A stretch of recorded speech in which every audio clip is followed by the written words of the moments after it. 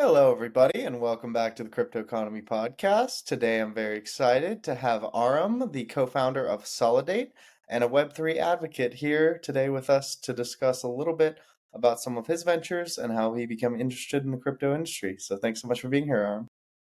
Hi, Mark.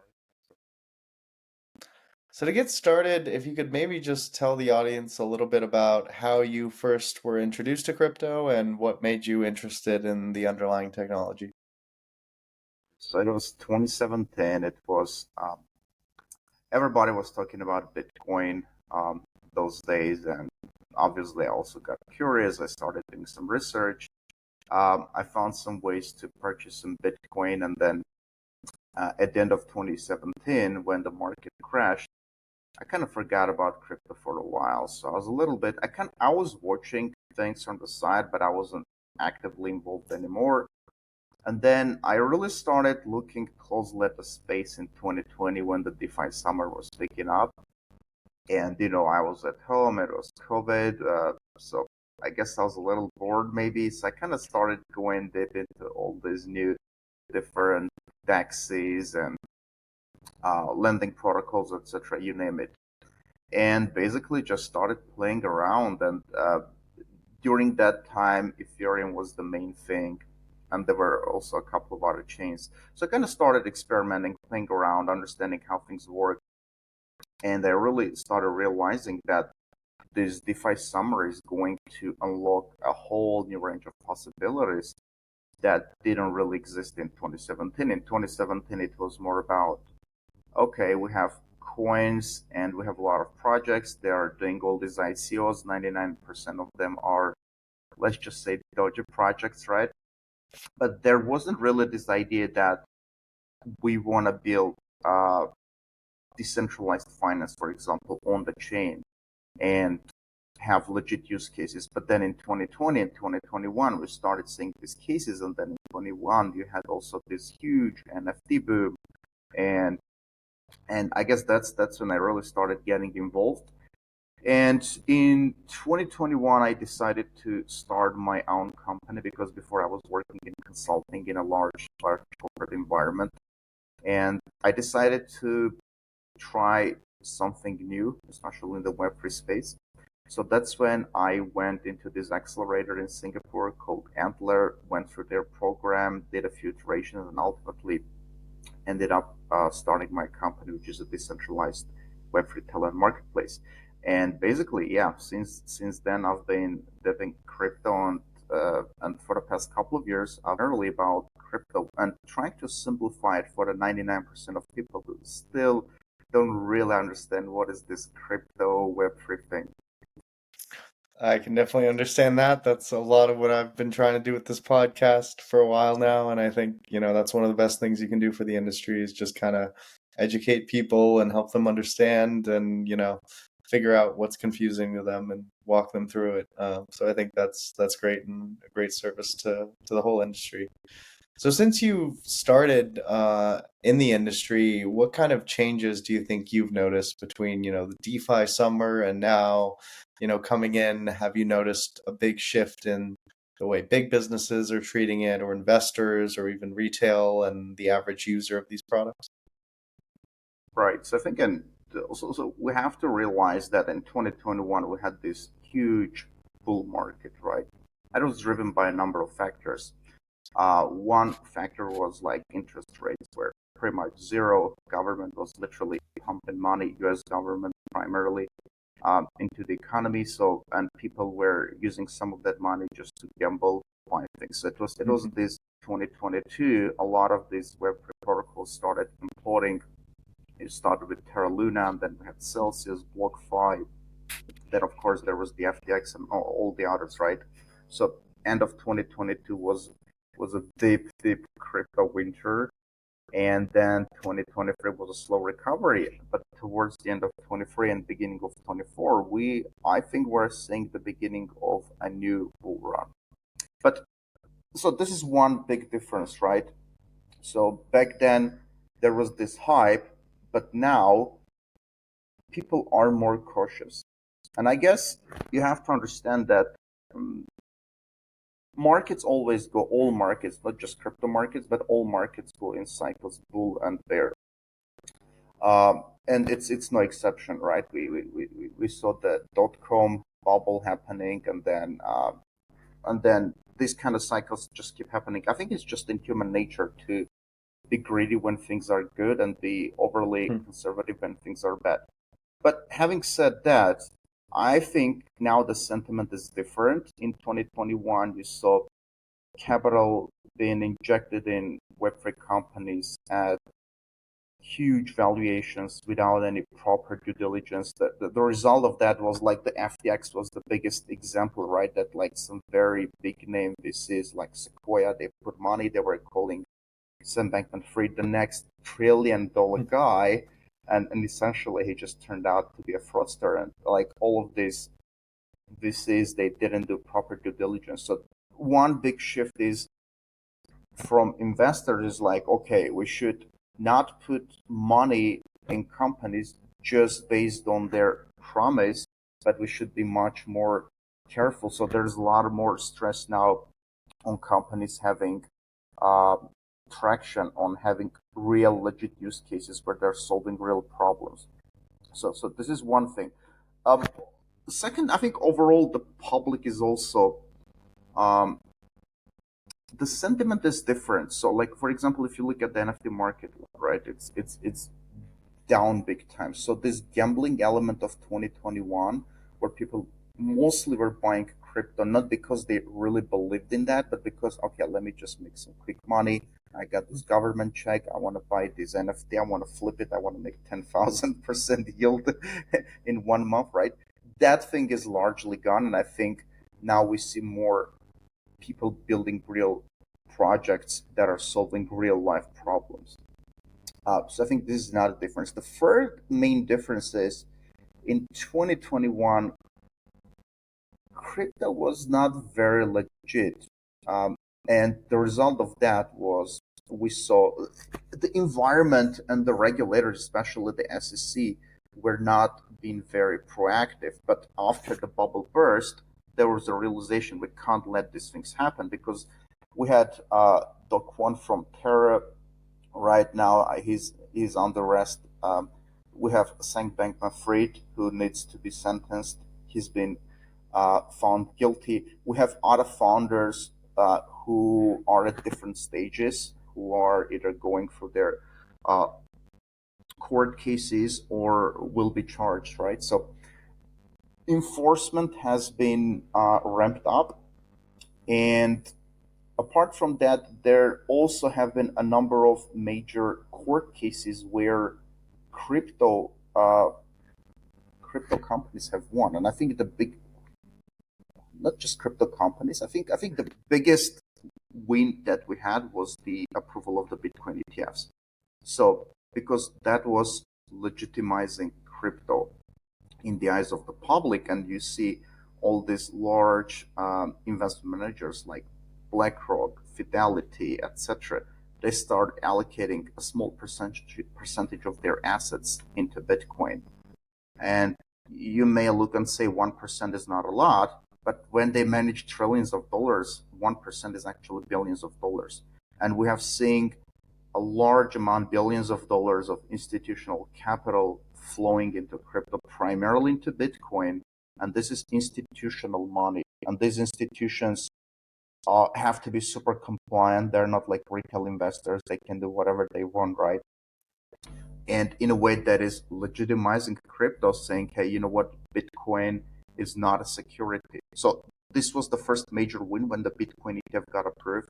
Now I think the next thing what's going to happen is the Ethereum ETF, which I think all the major asset managers that have approved, that have applied and got approved for Bitcoin ETF, they have also applied for Ethereum ETF, and I think that's going to be approved. It's hard to say when, but that is the next thing in the pipeline that I think is a there is largely consensus that it is going to happen. It's just a matter of when rather than if. So I think those are the three key differences when it comes to the sentiment.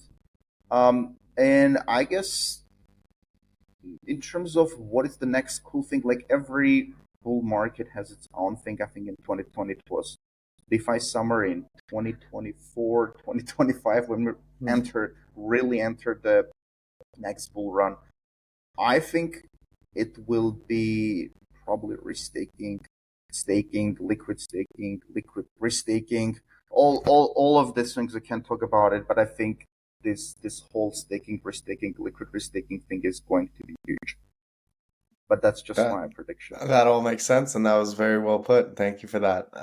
One question that I sort of thought of is internationally. I know you do a lot of work in Asia and overseas, so I was wondering if you had noticed different perspectives on different chains. I know like Ordinals is really popping off in China, and I know Solana had always had a pretty good foothold in the Asian market. Have you noticed sort of in different demographics, certain, either chains or protocols or sort of innovations in the industry really sticking where they might not be in other places? Oh yeah. So I mean, I want to start by saying one thing, which I don't know, like I call it uncomfortable truth, but I think that's the reality. Crypto is very US focused thing. If you look at most of the Bitcoin miners, they're in the US. If you look at most of the Ethereum stakers, a large part of them are in the US. If you see what is actually driving the crypto bull market, where that capital is coming from, it's from the US. And as I've mentioned already, it's largely institutional capital, right? Because in many other jurisdictions, for example, in Canada, you had these ETFs approved a couple of years ago, but they didn't really make a dent because what really made it dent when it was approved in the US. So US is the one, like the locomotive that's kind of pulling crypto forward. In a lot of other economies, crypto is forbidden, like in China, which is the second biggest economy by the nominal value. It's pretty much forbidden, you can say. So it's really the US that's really pulling this forward. Um, Having said that, and by the way, if you also look at the VCs, right, who are the ones that are pumping the most money? Who are the tier one VCs like, I don't know, A16Z and the likes of that? They are all US based. It's largely US money. Uh, Having said that, crypto is, I think, probably one industry that's more or less global, right? So a lot of things that are happening in the US, they're very much relevant for Asia, right? So like everybody agrees that Bitcoin is the digital gold. I think there's no, it doesn't matter whether you're in Asia or whether you're in US. Everybody agrees that Ethereum is probably the second most important chain where you can actually build things. And then I guess the same goes for ordinals, etc. Right? But there are some differences when it comes to the use cases. And what do I mean by that? Right? In developing countries and in developed countries like the US, for example, like Western countries, developed countries, and developing countries, when primarily there is three regions that I would want to highlight: Asia, Africa, and Latin America. Right? In these three regions, which are developing fast and developed markets, Western Europe, US, Canada, etc., they have different pain points. The people who live in these countries, they have different pain points, right?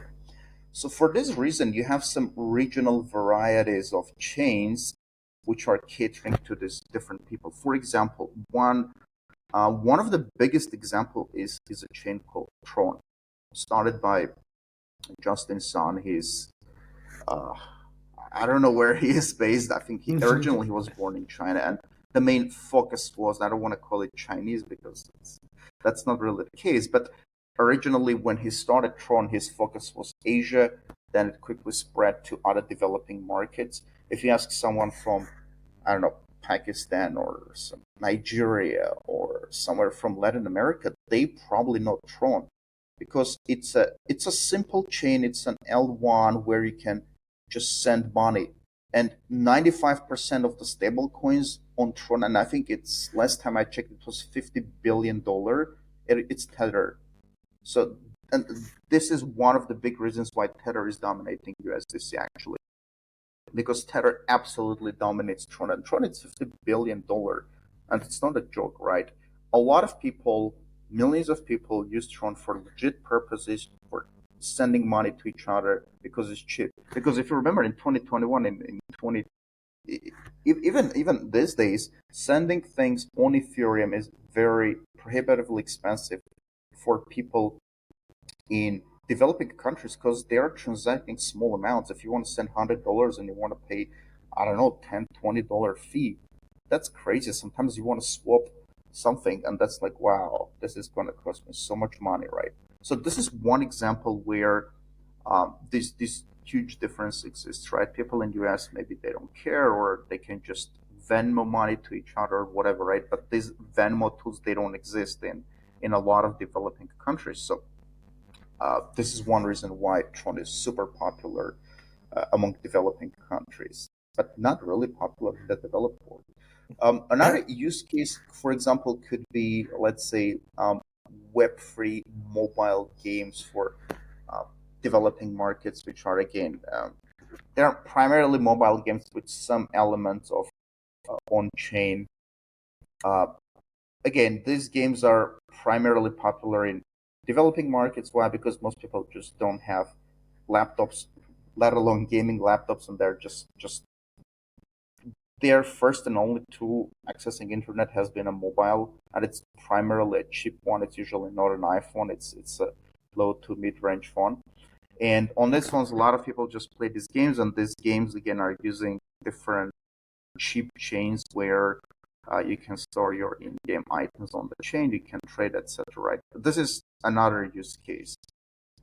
But yeah, I think largely some regional varieties exist, but as I've mentioned, crypto is still crypto, so people in all markets believe in Bitcoin, Ethereum, um, and I guess of course, even when it comes to centralized institutions, like this huge difference exists, right? Like for example, Binance, like they had some challenges in the U.S. There was this recent case where they settled. CZ pled guilty to the charges, and essentially their operations in the US are quite small these days. Um, I think I don't even remember like if they still operate or they're planning to shut down the US or they're keeping. But essentially, it's dominated by Coinbase and there's Kraken, etc. These are American exchanges, right? And Coinbase, for example, if you look, it's a publicly traded company. On the other hand, Coinbase doesn't really have a lot of presence in developing countries. You can't even get Coinbase if you live in a large number of countries simply because it's not available. On the other hand, Binance and a lot of other exchanges are dominating developing countries. The ones like OKX, HTX, which again was started by Justin Sun, the founder of Tron, etc. There's a lot of them, right? And these are the exchanges that are popular in these developing markets. So I guess you can say even among centralized exchanges, uh, each one has its own markets and they offer different I don't want to say different products, but they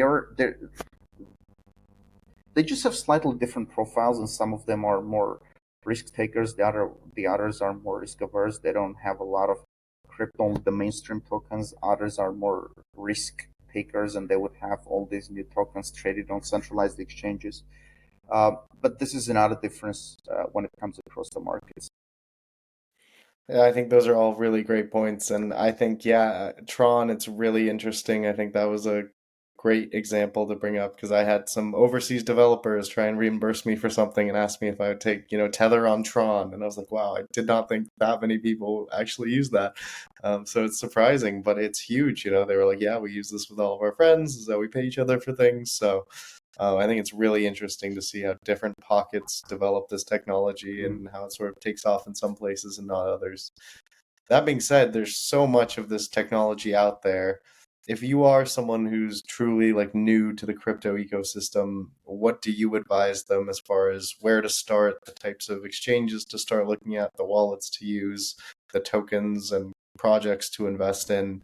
I think a lot of your audience is probably pretty new, so what has been your sort of um, your idea or your sort of guiding sense as to where to lead them when they come to you for advice? Okay, so my advice is that if you want to learn about crypto, do it because you're genuinely interested and not because you want to gamble. Because if you think you can gamble, trust me, there is a lot of smart people, professional traders, NFT flippers, all the digits out there who are actually, because if you look at trading, it's a zero sum game, right? Someone makes money, somebody else loses money, and the people who lose money are mostly unsophisticated retail investors who think they can just come to crypto, just put a few $100s, and they can just flip a few coins, and then they can make some money, right? The chances are you won't be making any money. So if you want to just gamble, and I think I like to call things by their names. Some people say, oh, don't say gambling. It's, well, I mean, it is. People, you Hmm. call it speculation, gambling, whatever you want to call it. If you are in crypto just to make quick money, it's probably not a good idea. If you are in crypto or Web3 space because you fundamentally believe it offers new value, then it's a different conversation. So, having said that, if you want to learn about crypto, there's lots of sources, right? I mean, one thing that um, you can do is probably just get an account with a centralized exchange, because that's the first thing. Like, okay, how do I buy some crypto, right? Because if you want to transact on chain, you got to be needing some crypto, and the chances are, if you don't have any crypto, well, going for a centralized exchange is probably the best way, and most likely the only way for you. So you sign up, and a lot of centralized exchanges, whether it's Coinbase, Binance, whatever, right? They all have these learn sections, this thing called Academy. They even have these interesting programs, which is called Learn to Earn. And essentially, a lot of projects are paying you a few dollars if you just take a 5, 10, 20 minute, whatever course, and then answer a few quick questions, and then they'll just give you a few tokens. And hopefully that will spark some interest and you'll start using their protocol, right? So there is a lot of programs. So whenever you choose a large exchange, it just comes down to where you live and which one you want. You have to just kind of ask around and do some research which one you want to have. Ideally, you will. It doesn't cost to open an account with an exchange. So my advice is just probably uh, don't get just rely on one exchange. See which one is offering the best fees. Get a couple of accounts with a couple of centralized exchanges. Uh, Start buying some crypto, and then learning, right? And they will explain to you in very basic terms what is Bitcoin, what is Ethereum, etc. Uh, then if you want to learn, like there is so much information in YouTube. It's hard for me to give one very specific place to say, okay, if you just go here, this is the Wikipedia of crypto. It's all there. I mean, there's a lot of it. So it's kind of Are there certain decentralized. influencers maybe you think would be good to follow, or like is it Twitter or LinkedIn or Uh, Facebook or TikTok or Instagram? What are your thoughts look, on I just mean, where to even start? yeah, My I think. aunt asked me, where do I even start when I get a Twitter account, for example? So yeah, All right, so on Twitter, you definitely have a lot of people who are sharing insights, educating about crypto, etc. Right?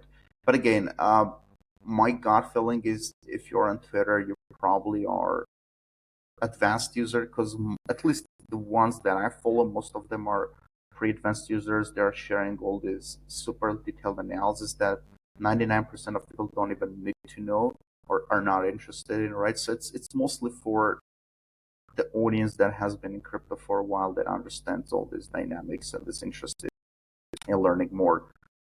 Uh, there are some creators again. One thing that I'm also doing myself personally, right? I'm probably not the comprehensive source to just come and learn about crypto, but what I've started doing is I realized, you know what, there isn't a great source for people to learn about crypto. So I've been posting for about 2 years now on LinkedIn.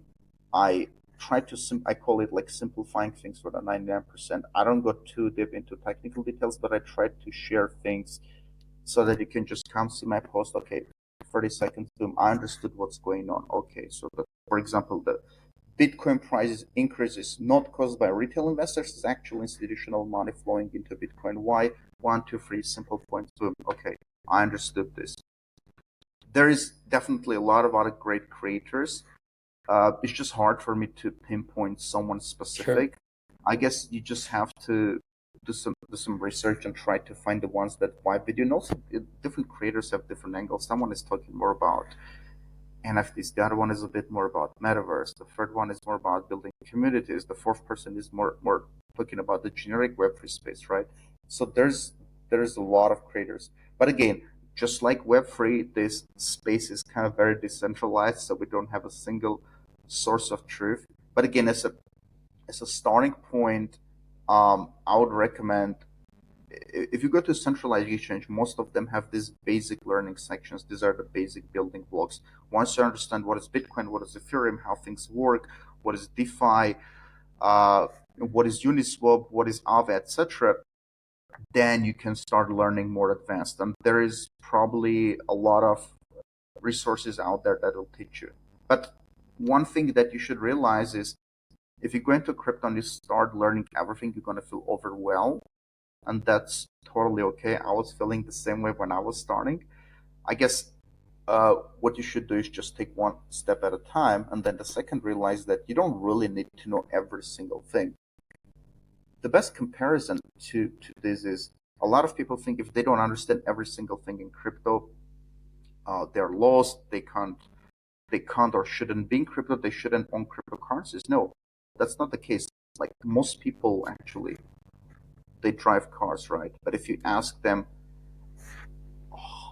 how exactly does the crankshaft work? They're like, what which part is the crankshaft? Like, I mean, right? If we're just going to like all these Yeah. super technical details, like is it carburetor engine? Is it direct engine? Like, what are you talking about? I just got Toyota or I got Mercedes or whatever, right? They don't know. So I guess for most people, they should be happy knowing the basic details and not going into super duper nitty tactical details. But for those who want to go, there's plenty of resources out there. Yep. I think that is a great point to make. And I think a lot of the people building these products, they're very technical, they're developers, and they think that everyone thinks the way they do, and it blocks a lot of people out, and they just don't understand what's going on and have a hard time picking and understanding what's actually of value to different ecosystems and what isn't. So when it comes to you as an investor, are there certain sort of protocols you have in place to, research different companies or tokens or projects? Do you just sort of hear about them through the grapevine, through friends, and then invest, or are you, constantly just looking through Twitter, following certain people, or just looking for companies that are solving problems you've already identified in the past? Okay, so one thing to understand about crypto is right. Everybody has a different risk profile, so whatever investments I am making, it may not be the right one for you, right? So it really depends on your income, risk tolerance, uh, existing assets, whatever, right? So just whatever I say, just take it as it's not advice, right? So it's just I'm sharing my experience, and you probably do some research yourself and understand what works for you. But having said that, I use a lot of different sources to learn about different projects and different tokens to invest in. But I would describe myself as someone who's still primarily investing in this uh, legit, proven tokens like Bitcoin, Ethereum. I don't go too big on these altcoins, which is there's like thousands of them, and I even made a post recently saying I think since 2017 we had 24,000 different types of tokens, and most of them are dead already. And this trend is not going to change in this upcoming bull market. We're going to have a lot of new tokens, and most of them are going to die because I think most of them again are for gambling slash speculation, or they have been created for the teams behind them to make some quick money. Um, But having said that, you decide what you want to do, right? If you say, I have some capital, I want to do some risky bets, then you should be ready to lose that capital. If you say, I'm allocating only a small percentage of my overall portfolio to crypto, risk averse, okay, great. That's your strategy, right? So I'm not going to give advice to anyone, but I will say that what works for me is just doing research, understanding how much money I want to allocate to crypto, how much I want to allocate to other resources, because I think portfolio diversification across crypto and across other asset classes, could be equity, bonds, real life assets like real estate, whatever, right? Is probably the best strategy for the 95% people. Uh, but yeah, and the final thing is if you just go into all these digital altcoins, tokens, NFTs, whatever, and you do these risky trades, you should realize that there's a good chance you're going to lose most or all of your money, and you should be ready. You should be ready for that. So I guess that's my advice. It's a bit That's good generic, but I advice. just can't just say, hey, No, you I think should do that's this or great you should do advice. that. I always Yeah, tell everyone if you don't know what you're doing, just buy Bitcoin, and that's just leave it at that until you've really learned and you understand the industry. Um, but that being said, I guess as someone who sort of follows the industry pretty closely, have you noticed any sort of themes emerging for the upcoming bull run as far as the different types of use cases that you see a lot of people attempting to apply this technology to? So whether that's real world asset tokenization or just new and different ways to do decentralized exchanges, are there any that you've noticed in particular that you would either like to talk about or that you feel are an important part of the ecosystem going forward? right, right. So when okay, let's just start. So I'll start with what I mentioned earlier. So I think staking, liquid staking, restaking, liquid restaking, all this narrative, I think it's going to be big. It essentially started mid last year when this protocol eigenlayer started, and essentially they let you take your Ethereum to secure other chains.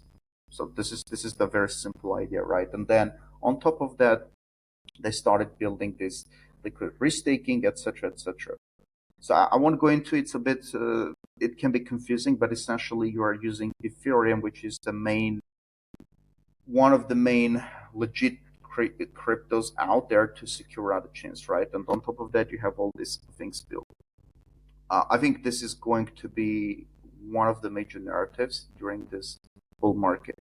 Second narrative, as you mentioned, is real world assets on chain.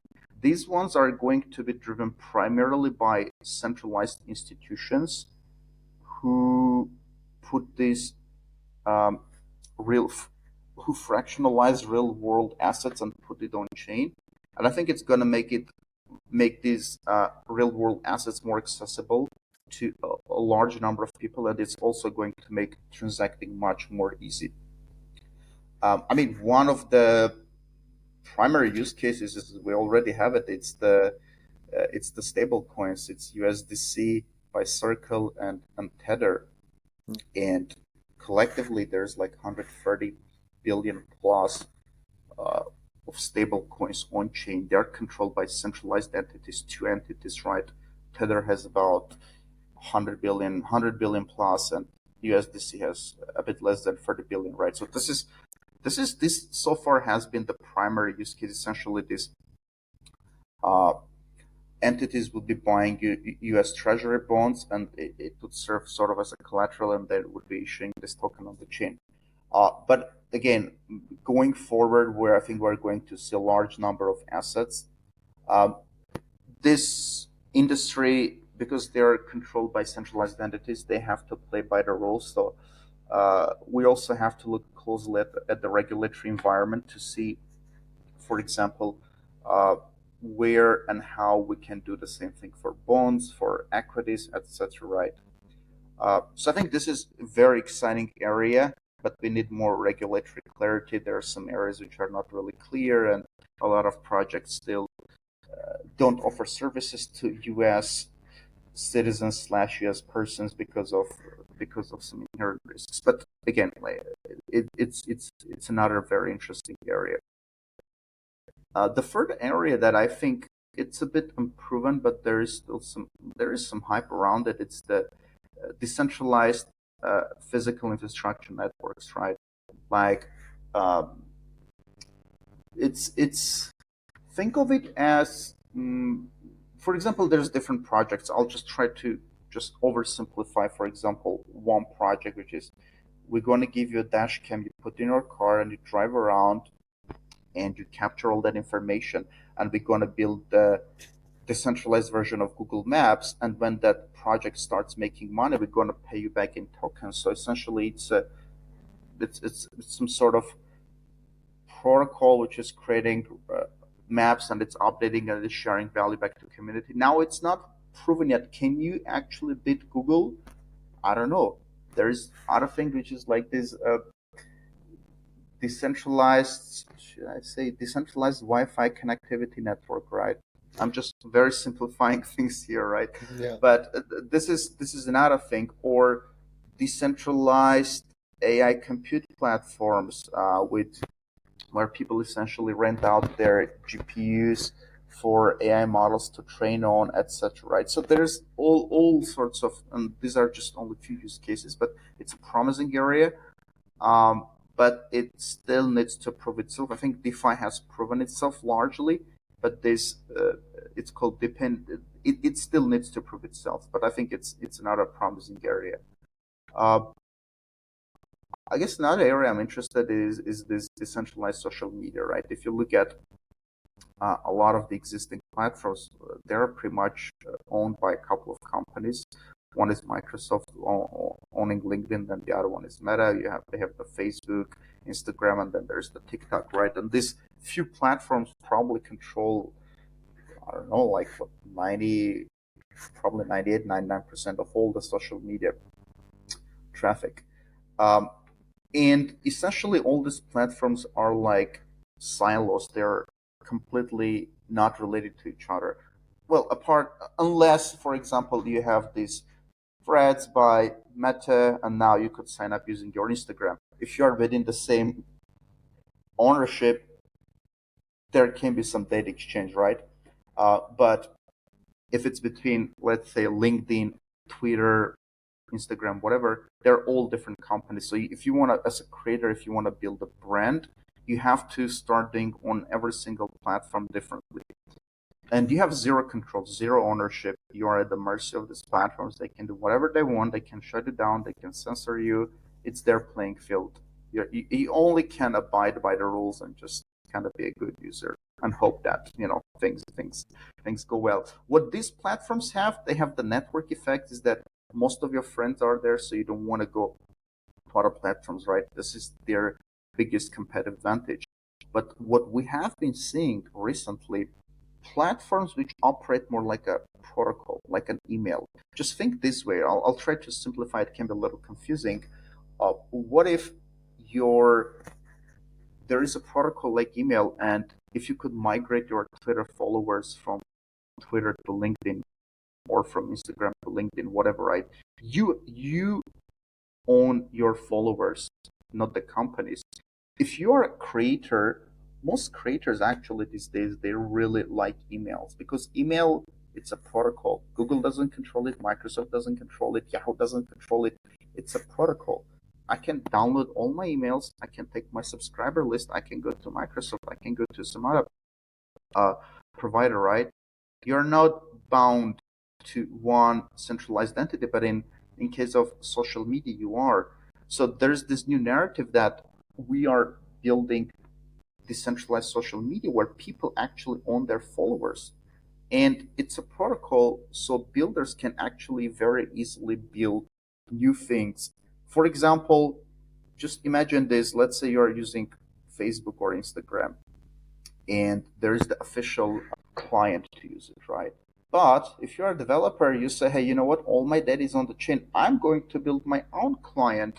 So even if the client censors it, you can build your own and you can access, or if you are not a sophisticated user, you can use another one.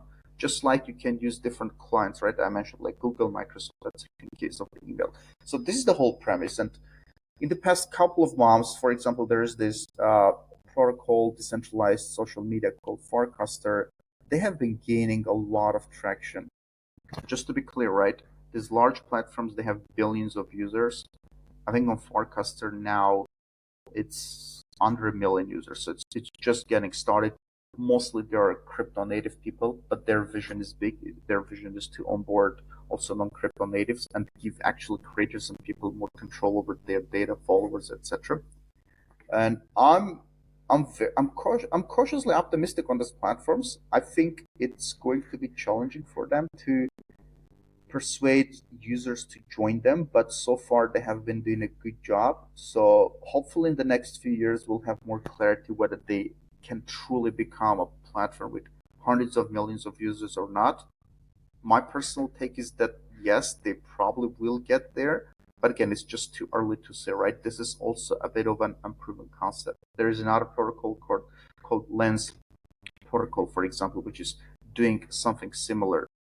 So this is another area, for example, in Web3 that I'm very passionate about. Those are all really exciting projects. I noticed a few that you had mentioned that I recognized, like Hive Mapper and Helium, and a lot of these guys who are trying to decentralize these physical sort of infrastructure projects. So I'm really bullish on that too. I think it'll be really exciting to see where some of this technology takes us in 5 to 10 years. And I think a lot of people have been trying it, and some people haven't been succeeding, but I think a lot of it has just been too early, and the timing is starting to be right now for the first time. Yes, yep. I just remembered one more very important use case, and I think it's it's how we can use Web3 and blockchain. Uh, it's really about like where do Web3 and AI go, right? So I think it's a bit of a complex relationship. I think AI is going to make things easy to build in Web3 because you have all these copilot tools which makes coding easier, right? And at the same time, AI is posting a lot of challenges. You see all these new text to video creation tools which can just make super realistic videos, photos, etc., right? And one big problem is how do we um, make sure that this video or this image is authentic, right? And one big way, and I would say probably the best way, is using blockchain to prove authenticity because you can't tamper with the blockchain, right? And I think we're going, as AI gets better, we're going to see a lot more deep fakes in this space, and we're probably going to be using blockchain and some sort of watermarking technology to say this video of a politician or a famous person or even like an ordinary person is actually authentic because it's been authenticated by this person's wallet on the chain. So here's the proof. So we this is huge use case. We still don't see it yet a lot, but I think in the next couple of years AI is going to get really good at making uh, things up which are not real, and we're going to need blockchain to authenticate that. So in a way, it's going to serve as a counterbalancing thing for AI, which will make us question what is real. Yeah, So no, I yeah, think that's this a is great not a use very important case use for case. Yeah, sure. And I can definitely imagine it being sort of the currency of AI too. AI is going to start doing a lot of commerce. It's going to be making payments. There are going to be a lot of layers where it's going to operate in its own vacuum soon. And it's going to be interesting to see how crypto starts to entangle itself. But we'll be there to see it. So hopefully, I'll be able to have you back in a few years and we can talk about all the changes that we've had then. But until then, yeah. thank you so much for coming on. I really appreciate it. And if there's anything you'd like to plug for the audience before we wrap up, go ahead.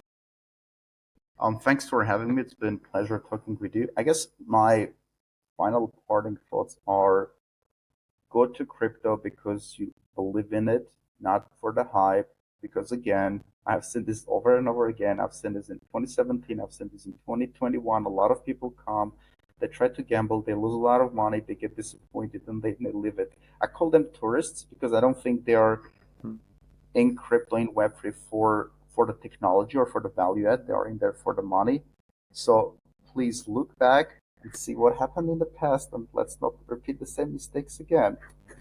I guess this is my takeaway for the listeners. That's a great takeaway. And I definitely agree with you there. I think you learn in the bear markets who the tourists are, that's for sure.